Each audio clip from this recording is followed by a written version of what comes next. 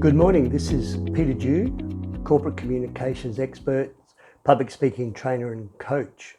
I want to talk to you today about the importance of credibility.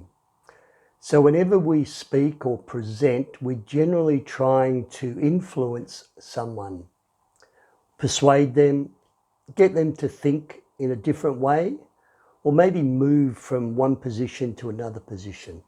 And one of the keys to being influential among many is your credibility. So where do you get credibility as a speaker?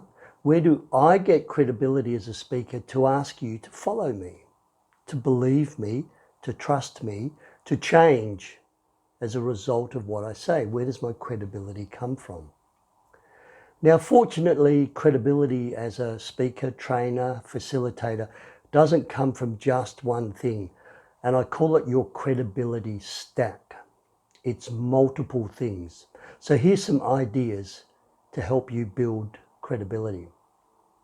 Number one, your experience. So your journeys, your stories, your case studies, the difficult things you've worked on, that gives you credibility. Number two, content. Curate, share, create content. A great place to do that is for everybody on LinkedIn. I get Google alerts around topics that I'm interested in, and they come into my email, and I'll share a Harvard Business Review article. I'll share a Stanford University article, a London Business School article around public speaking, and I'll add my 2 cents worth. I'll add my take on it. Yes, great idea. And that helps me build credibility. Number three, borrow credibility. If you are new to a job and you're coming up with an idea and people look at you and say, but hang on, you're new to this, how would you know? So borrowing credibility is using research, someone else's ideas, some data or some statistics somewhere else. So in other words, we don't have to reinvent the wheel.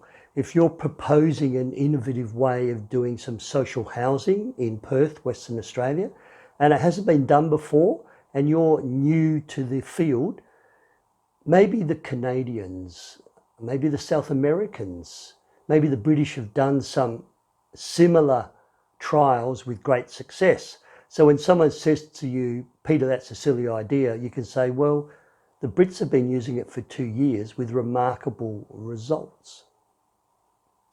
So credibility, it's not just one thing. It is your experience. It is your ability to write and create and add content to your body of knowledge. And every now and then you need to borrow credibility. There's one other thing that's very important, and that's your non-verbal credibility. So I've seen many credible people go to job interviews. Many credible people move to question and answer session in a presentation, and their credibility disappear because they're non-verbal communication. So there's my short take on credibility. What can you do to make sure you're more credible the next time you get before an audience?